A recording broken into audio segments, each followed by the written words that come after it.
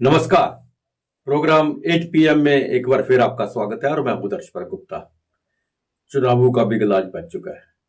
आज जम्मू में डॉक्टर जितेंद्र सिंह ने उधमपुर कठुआ की सीट का नॉमिनेशन पेपर भरा है। सुबह वो अपने निवास स्थान में उन्होंने हवन वगैरह की, पूजा की और वहां से एक काफिले में, बहुत बड़ी रैली में, जम्मू के अंदर ही लोग इतने आ चुके थे कि बहुत बड़ी रैली बन गई। यहां से वो रास्ते में हीरानगर के मंदिर में गए, उसके बाद उसी रैली की शेप में कठुआ में गए। कठुआ में बहुत बड़ी संख्या में लोगों ने उनके साथ ज्वाइन किया और खासकर महिलाएं कार्यकर्ता बहुत ज्यादा थी। और उनके साथ रविंदर रैना जो प्रदेश प्रेसिडेंट है, अशोक कौल और ग्रेट खली भी थे। उसके साथ साथ एक चीज मैंने देखी है कि आज पहली बार जम्मू में संघ के और बीजेपी के सभी बड़े नेता डॉक्टर जितेंद्र सिंह के साथ थे। रोड शो में नगाड़े ढोल बजाते रहे और वहां जाके उन्होंने नॉमिनेशन फाइल किया। उसके बाद रामलीला ग्राउंड में उन्होंने बहुत बड़ी रैली को संबोधन भी किया। यह पहला फेज है।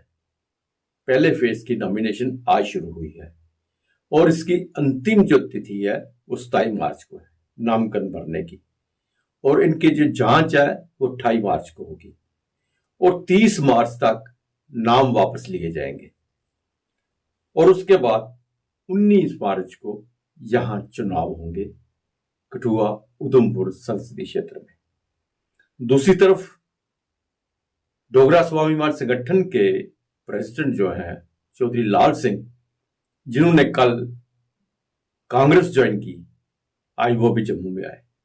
जम्मू एयरपोर्ट पर उनका भी स्वागत किया गया उनके संगठन के कार्यकर्ताओं द्वारा। उन्हें खुली जीप में ले जाया गया। लेकिन एक चीज इसमें देखने वाली थी, वो ये थी कि उन्हें स्वागत करने में उनके संगठन के ही लोग थे और खासकर युवा लोग थे ज्यादा। लेकिन कांग्रेस का कोई नेता नहीं था दिखाई दिया और साथ में ना ही कांग्रेस का कोई झंडा दिखाई दिया। झंडे भी स्वाभिमान संगठन के ही थे। और कल शायद ये कठुआ में जाएंगे, वहां भी अपना शक्ति प्रदर्शन करेंगे, क्योंकि अभी तक उनकी नॉमिनेशन जो है हो नहीं पा रही है, क्योंकि अभी तक कांग्रेस ने उन्हें औपचारिक रूप पे अपना प्रत्याशी घोषित नहीं किया है। और जब तक कांग्रेस उन्हें प्रत्याशी घोषित नहीं करती, उनका लिस्ट में नाम नहीं आता, उन्हें कैंडिडेट नहीं बनाती, वो नॉमिनेशन नहीं बनेंगे। लेकिन फिलहाल वो शक्ति प्रदर्शन कर रहे हैं। तो आइए नजर डालते हैं आज के समाचारों। केंद्रीय मंत्री एवं उधमपुर से भाजपा के लोकसभा निर्वाचन क्षेत्र के उम्मीदवार डॉक्टर जितेंद्र सिंह गुरुवार को कठुआ के जिला उपायुक्त कार्यालय में नामांकन दाखिल करने गए। उनके साथ भाजपा के प्रदेश अध्यक्ष रविंदर रैना, ग्रेट खली उर्फ दलीप सिंह व अन्य भाजपा नेता मौजूद रहे। कठुआ के कालीबड़ी में रोड शो करते हुए बड़ी संख्या में भाजपा समर्थकों के साथ जितेंद्र सिंह उपायुक्त कार्यालय के करीब पहुंचे। नामांकन भरने के बाद कठुआ शहर के रामलीला मैदान में एक रैली को संबोधित करने के लिए रवाना हुए। डॉक्टर जितेंद्र सिंह पर भाजपा ने तीसरी बार भरोसा जताया है। इससे पहले 2014 व 2019 में वह इसी लोकसभा सीट से विजयी हुए और पीएमओ मंत्री रहे। वहीं अपना नामांकन दाखिल करने से पहले जितेंद्र सिंह ने सुबह पूजा अर्चना की। मोदी जी तो प्रधानमंत्री बनने ही बनने तयशुदा। ये बात सिर्फ हमारे तक महसूस नहीं, आज जनमानस कह रहा है 400 पार। कोई पार्टी विशेष नहीं कह रही, लोग कह रहे हैं 400 पार से मोदी जी को एक ताकतवर प्रधानमंत्री बनाइए, ताकि वो अपना और हमारा रुतबा दुनिया में और बुलंद करें, हमारे नौजवानों के मुस्तकबिल को तामीर करें। तो फिर हमारा क्या होगा? हमारे लिए परीक्षा की हो, हमारे लिए अवसर है, हम अपने आप को प्रमाणित करें, अपने आप को अपने आगे सिद्ध करें, अपनी विंडिकेशन का कि हम कहां खड़े हैं, ताकि हम भी ये साहस कर सके कि जब जून के महीने में मोदी जी तीसरी बार प्रधानमंत्री के रूप में शपथ लेंगे तो हम भी ये कह सकें कि मोदी जी कठुआ, उधमपुर और डोडा के क्षेत्र ने भी आपकी विजय गाथा में 2 हर्फ लिखे। और मैं इन 2 पवित्र नदियों के बीच में एक तरफ रावी और एक तरफ खुद खड़े होकर के इस मंच को साक्षी जानकर, इस जन समूह नारी शक्ति को साक्षी जानकर आज कहने का साहस करता हूं कि 400 पार तो होगा ही मोदी जी का, यहां भी 4 लाख पार। एक बार जोर से मेरे साथ कहिए, अब की बार, अब की बार, अब की बार, भारत माता की। एमएलसी के लोगों के मन में है मोदी जी के प्रति, ये प्रतीक है उस विश्वास का जो भारतीय जनता पार्टी के प्रति, और ये स्वीकृति है उस अद्भुत कार्यों की जो पिछले 10 साल में मोदी जी के आशीर्वाद से आज भारत की सर्वाधिक विकसित कॉन्स्टिट्यूएंसी में माना जाता है। न केवल दर्जनों की संख्या में नई योजनाएं लाई गई, नई परियोजनाएं लाई गई, राष्ट्रीय स्तर के प्रोजेक्ट लाए गए, बल्कि बहुत से ऐसे भी कार्य हुए जो पिछली सरकारों ने रोक दिए थे, या पिछली सरकारों की तुष्टीकरण, भेदभाव और क्षेत्रीय भेदभाव की राजनीति या वोट की राजनीति के कारण जो कोताहियां रह गई थी। उदाहरण के तौर पर यहाँ से डोगरा सर्टिफिकेट समाप्त कर दिया गया, तो कांग्रेस की सरकार थी। यहाँ पर 4% आरक्षण नहीं दिया गया, LOC पे दिया गया, मोदी जी ने उसको बहाल किया। जहाँ पर पहली बार इन 10 वर्षों में डोगरा राज्य के संस्थापक डॉक्टर महाराजा गुलाब सिंह की एक भव्य मूर्ति की स्थापना प्रवेश द्वार लखनपुर में हुई। तो न केवल विकास हुआ, बल्कि यहाँ के लोगों का मान सम्मान और डुग्गर को उसका उचित एहतराम और स्थान देने का भी कार्य। सर, इस बार नारा 400 पार का जो नारा दिया गया है उसे कैसे देखते हैं? जिस प्रकार का आपने देखा है, मैं चाहूँगा मीडिया के मित्र स्वयं इस बात से आकलन लगाएं, सर्वे करें। आज तर्क तथ्य तुलना का जमाना है, जो मैं कह दिया उसका कोई अर्थ नहीं, जो मेरा विरोधी कहेगा कोई अर्थ नहीं। 70% से अधिक हमारा वोटर 40 साल से कम हो रहा है। निर्णायक वोटर हमारा 18 वर्ष का है, और उन्होंने मन बना लिया, आज जनमानस ने मन बना लिया कि हमने मोदी जी को 400 पार करना। केंद्रीय मंत्री एवं उधमपुर से भाजपा के लोकसभा निर्वाचन क्षेत्र के उम्मीदवार डॉक्टर जितेंद्र सिंह जब कठुआ के जिला उपायुक्त कार्यालय में नामांकन दाखिल करने पहुंचे तो उनके साथ भाजपा के प्रदेश अध्यक्ष रविंद्र रैना, गेड़खली उर्फ दलीप सिंह व अन्य भाजपा नेता भी मौजूद थे। नामांकन बनने के बाद वो कठुआ शहर के रामलीला मैदान पहुंचे और कठुआ के रामलीला मैदान में डॉक्टर जितेंद्र सिंह की जनसभा से द गेड़खली ने रैली में भरी हुंकार। उन्होंने कहा कि अब की बार 400 नहीं 500 होगा पार। प्रधानमंत्री जी से लेते हैं, और अगर बोलिए कि जैसे पहचानते थे, अब सब लोग हमारे जो माननीय प्रधानमंत्री जी है उनके पैर छूते हैं और उनसे आशीर्वाद लेते हैं कि भाई जो आपने 10 साल में किया है हिंदुस्तान में, वो जो हम देख रहे हैं 70 साल में नहीं कर पाए थे ये लोग। कोई भी, चाहे मतलब भारत है चाहे बाहर है, कोई भी है, तो जितना हमारा देश एक स्पीड से एक तरक्की कर रहा है, उसके लिए सभी भाइयों को बहुत बहुत बधाई देता हूँ कि भाई इस बार हमने सभी का ये एक फर्ज बनता है 400 पार करनी है। मैं भी पंजाब से इसीलिए आया हूँ कि जो माननीय हमारे डॉक्टर जितेंद्र सिंह जी, जिनका काम करने का तरीका, उनकी जो एक एनर्जी कि भाई उसके लिए मैं भी लोगों से रिक्वेस्ट करूँ कि सब लोगों ने जो 18 साल के इस बार हुए हैं उनको भी आप लोगों ने एक मोटिवेट करना है कि भाई किसने देश के लिए अच्छा काम करा है। और जो बुजुर्ग है जिनको पता नहीं लगता उनको भी मोटिवेट करना है कि भाई जो अपना एक वोट है सही जगह डालना है, वो है डॉक्टर जितेंद्र सिंह जी। आप लोगों ने 70 साल पे आपने देखा है वोटें डाल के अपना जो अपना ये जम्मू कश्मीर है और पीछे को चला गया था।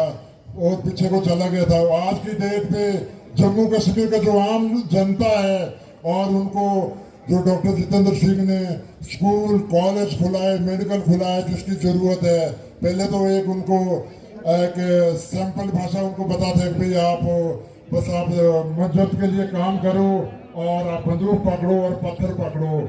आज की डेट पे अगर देखिए जितने भी बच्चे हैं सब लोगों के पास लैपटॉप और कंप्यूटर है और स्कूल जाते हैं, कॉलेज जा रहे हैं और अपना मतलब एक जो जीवन है अच्छा एक व्यक्त कर रहे हैं।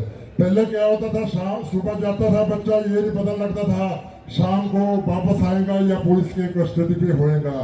तो आज के डेट में देखिए लाखों लोग जो यहाँ पर टूरिस्ट आ रहे हैं और बहुत तरक्की के ओर जा रहा है जम्मू कश्मीर, तो उसका जो पूरा श्रेय जाता है हमारे डॉक्टर जितेंद्र सिंह के लिए और भारतीय जनता पार्टी जो यहाँ से जो कार्य करता है उनके लिए। सो एक बार मैं चाहूंगा कि नारा लाए जोर का, डॉक्टर जितेंद्र सिंह। पूर्व मंत्री एवं कांग्रेस से 2 बार सांसद रह चुके चौधरी लाल सिंह का गुरुवार को जम्मू पहुंचने पर जोरदार स्वागत हुआ। बुधवार को लगभग 10 साल के बाद फिर लाल सिंह ने कांग्रेस में वापसी की। इन 10 सालों में वह भाजपा के साथ रहे, विधायक बनकर प्रदेश में मंत्री भी रहे, फिर भाजपा से अलग होकर खुद की पार्टी डोगरा स्वाभिमान संगठन बनाई। अब एक बार फिर कांग्रेस से हाथ मिलाया है। चौधरी लाल सिंह ने कांग्रेस की टिकट से उधमपुर सीट से चुनाव लड़ने जा रही है। हालांकि कांग्रेस की ओर से इस सीट पर उम्मीदवार की घोषणा किया जाना अभी बाकी है। लाल सिंह 2004 और 2009 में उधमपुर की सीट से जीत हासिल कर चुके हैं। अगर कांग्रेस एक बार फिर लाल सिंह को उधमपुर सीट से मैदान में उतारती है तो इस सीट पर मुकाबला दिलचस्प होगा। जेल में बंद इंजीनियर रशीद को अवामी इत्तेहाद पार्टी ने उत्तरी कश्मीर के बारामूला लोकसभा सीट से उम्मीदवार के रूप में नामित किया है। रशीद द्वारा स्थापित AIP की राजनीतिक मामलों की समिति ने बताया कि सर्वसम्मति से पार्टी प्रमुख को लोकसभा उम्मीदवार के रूप में मैदान में उतारने का निर्णय लिया गया है।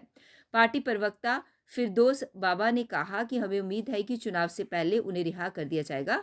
अगर ऐसा नहीं हुआ तो वे तिहाड़ जेल से ही चुनाव लड़ेंगे। बाबा ने कहा कि दोषी ना ठहराए जाने तक संविधान किसी भी आरोपी को चुनाव लड़ने की इजाजत देता है। रशीद को NIA ने 5 अगस्त 2019 को अनुच्छेद 370 को रद्द करने से 2 दिन पहले गिरफ्तार किया था और बाद में UAPA की कई धाराओं के तहत मामला दर्ज किया था। आप अपने इन चैनलों पर ये दिखाएंगे मेरी ये अपील। हमारे पास वो बॉन्ड्स नहीं है, हमारे पास पैसा नहीं है कुछ भी। हम सनशाइन फंडिंग करना चाहते हैं। हम जहां जाएंगे चादर फैलाएंगे, अच्छे पंफलेट काटी, अच्छे बाकी कुछ भी नहीं हमारे पास। खुदा गवाह है, अल्लाह गवाह है, कुछ भी नहीं है। ऐसी चोरी और करान अमित लगान बेचारस पहुंच कुछ भी नहीं। कुरान की कसम, कुरान पर हाथ रखकर मैं वो झूठा कुरान नहीं करना चाहता हूं। कुछ भी नहीं हमारे पास। हम मगर इलेक्शन लड़ेंगे। अच्छा, दूसरी बात है, जैसा मेरे जनरल सेक्रेटरी ने कहा, उस पर्सन ने कहा, बावाज बुलंद ये करना चाहते हैं कि हम किसी भी पार्टी को, कोई पार्टी हमें सपोर्ट करे, जनरल सल्यूट, हम उसका आभारी है, हम उसके आभारी है।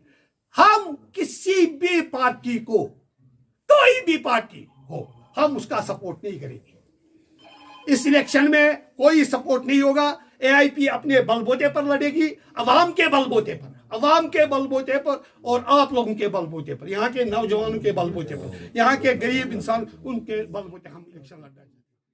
नेशनल कॉन्फ्रेंस के नेता उमर अब्दुल्ला ने बुधवार को दावा किया कि केंद्र जम्मू कश्मीर में लोकसभा चुनाव में नेशनल कॉन्फ्रेंस को हराने के लिए अपनी पूरी ताकत लगाने में जुटा है। एजेंसी PTI के मुताबिक जम्मू कश्मीर के पूर्व मुख्यमंत्री ने कहा कि नेशनल कॉन्फ्रेंस किसी भी चुनाव को हल्के में नहीं लेती है। मौजूदा वक्त में पार्टी लोकसभा चुनाव की तैयारी में जुटी है। उन्होंने कहा कि कोई भी चुनाव जीतना आसान नहीं होता। हर चुनाव में अलग अलग परिस्थितियां होती हैं। इस बार केंद्र की पूरी ताकत हमें हराने की कोशिश में लगी हुई है।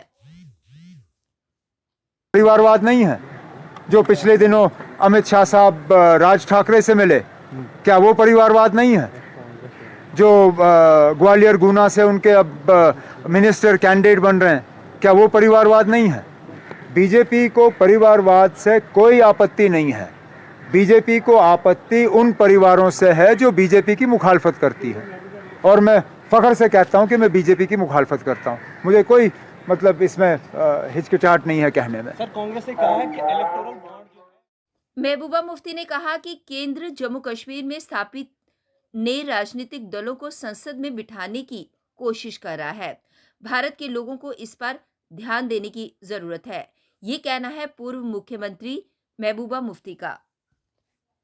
यहाँ की आवाज को खत्म करने के लिए PDP को खत्म कर दिया। PDP किसे लेजिस्लेटर्स को निकाला, मिनिस्टर्स को निकाला, मेंबर पार्लियामेंट को निकाला, राज्यसभा को निकाला, ताकि जो पीडीपी की आवाज़ है उसको ख़त्म किया जाए। अब जम्मू कश्मीर के लोगों के हाथ में एक वोट की पर्ची है।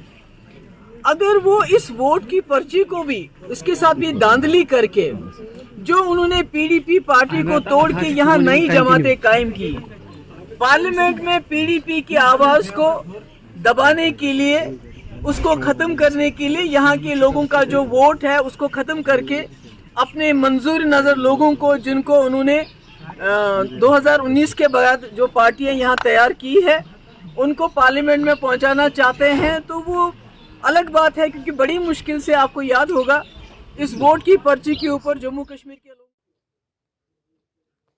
सुप्रीम कोर्ट ने 2 नए चुनाव आयुक्तों की नियुक्ति पर रोक लगाने की मांग वाली याचिकाएं गुरुवार को खारिज कर दी। जस्टिस संजीव खन्ना और न्यायमूर्ति दीपांकर दत्ता की पीठ ने कहा कि मुख्य निर्वाचन आयुक्त और अन्य चुनाव आयुक्त अधिनियम 2023 की वैधता को चुनौती देने वाली मुख्य याचिकाओं पर गौर करेगी। सुप्रीम कोर्ट ने कहा कि वह चुने गए चुनाव आयुक्तों की योग्यता पर सवाल नहीं उठा रहा है, बल्कि उस प्रक्रिया पर सवाल उठा रहा है जिसके तहत चयन किया गया। नए कानून को चुनौती देने वाले याचिकाकर्ताओं से पीठ ने कहा कि इस समय हम कानून पर रोक नहीं लगा सकते हैं, इससे अव्यवस्था और अनिश्चितता की स्थिति पैदा होगी। हम अंतरिम आदेश के जरिए इस पर रोक नहीं लगा सकते। नए निर्वाचन आयुक्तों पर तो कोई भी आरोप नहीं है। सुप्रीम कोर्ट ने कहा, यहाँ नहीं कहा जा सकता कि ईसी कार्यपालिका के अधीन है। देश में बहुत अच्छे चुनाव आयुक्त रहे हैं। सुनवाई के दौरान पीठ ने 2 नए निर्वाचन आयुक्तों की नियुक्ति के लिए अपनाई गई प्रक्रिया पर केंद्र से सवाल किया। कोर्ट ने चयन समिति की और अधिक समय दिए जाने की बात भी कही। पीठ ने कहा कि निर्वाचन आयुक्तों की नियुक्ति के लिए बनी समिति को उचित समय दिया जाना चाहिए था। कोर्ट ने यह भी कहा कि इसकी संविधान पीठ के 2023 के फैसले में कहीं भी ये नहीं कहा गया है कि निर्वाचन आयुक्त की नियुक्ति वाली चयन समिति में न्यायपालिका से एक सदस्य होना चाहिए। इससे पहले सेवानिवृत्त IAS अधिकारी ज्ञानेश कुमार और सुखवीर सिंह संधू भी हाल में निर्वाचन आयुक्त नियुक्त किया गया था।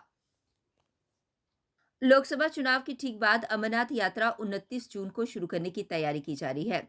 इस बार 52 दिन की यात्रा 19 अगस्त तक चलेगी, जो 2023 की 62 दिन की यात्रा से 10 दिन कम होगी।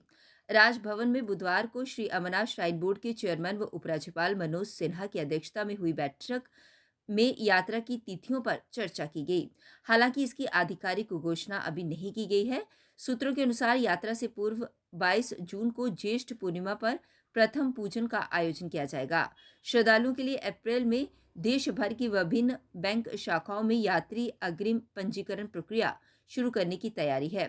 उपराज्यपाल ने यात्रा के दौरान किसी भी प्राकृतिक आपदा से निपटने के लिए सभी उचित प्रबंध करने के निर्देश दिए। धर्मनगरी कटरा में आगामी दिनों में श्री माता वैष्णो देवी के दर्शनों हेतु श्रद्धालुओं की बढ़ोतरी को देखते हुए डीसी रियासी विशेष पाल द्वारा बैठक का आयोजन किया गया। एसडीएम और एएसपी इसको मॉनिटर करेंगे, क्लियर कराएंगे। जहाँ तक सिम की बात रही, एएसपी मेरे साथ खड़े हैं, ये चेक करेंगे, क्योंकि ये चीज़ पहले भी हमारे नोटिस में आई थी। तब हमने इनको पूछा था कि आप कैसे दे रहे हैं, उन्होंने हमें कुछ चीज़ें बताई थी जिसको हम वेरीफाई करवा रहे हैं। अगर कोई भी इलीगल सिम दे रहा है या उसमें मुलव्वस पाया गया तो आप जानते हैं सज़ा काफ़ी कठोर है उस सिलसिले में।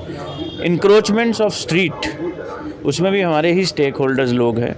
हमने उनसे काफ़ी बारी रिक्वेस्ट कर ली है। अब एक्शन का टाइम है और मेजर एक्शन आने वाले दिनों में आप ज़रूर देखेंगे। सर, क्या जल्द इलीगल स्ट्रीट्स जो हैं, जो लगती नज़र आ रही हैं, उनके ऊपर एक्शन नहीं हुआ है? क्या जल्द डिस्ट्रिक्ट एडमिनिस्ट्रेशन की तरफ से जो उनको उठाया जाए? हर एक्शन वो की जाएगी जिससे कि इलाके का बेनिफिट हो और किसी को किसी तरीके का हार्म ना हो। हमने अपने एसडीएम को और म्यूनसिपैलिटी के ईओ को कहा है कि वो आइडेंटिफाई कर लें कुछ एरियाज़ जहाँ पे रेडी फड़ी वालों को लगाया जाए ताकि इनका रोज़गार भी चलता रहे। उसके ऊपर काम करेंगे, इनको वहाँ से शिफ्ट करेंगे और प्रॉपर जगहों पे शिफ्ट किया जाएगा। कटरा के साथ साथ कहीं आगे पीछे के इलाकों पर सर, वहाँ पर झुग्गी झोंपड़ियाँ लग रही हैं, उनकी वेरिफिकेशन आज तक नहीं हो रही। वो की जा रही है, पुलिस को ऑर्डर्स हैं, उसमें ये वेरीफाई कर रहे हैं। हमने आपको जैसे पहले भी बताया था कि किसी ने मुलाजिम रखा है, अगर झुग्गी झोंपड़ी वाला भी है तो किसी ना किसी जगह पे मुलाजिम है, किसी ठेकेदार के पास, किसी दुकानदार के पास। उन सब से फिर से ये रिक्वेस्ट करूँगा इन्फॉर्मेशन दे दें, नहीं तो फिर हमें कार्रवाई जो सेक्शन 188 144 के उल्लंघन में करनी पड़ेगी। सर आने वाले दिनों में चुनाव है, तो कल 8 बजे फिर आपसे भेंट होगी। तब तक इजाजत दीजिए। नमस्कार।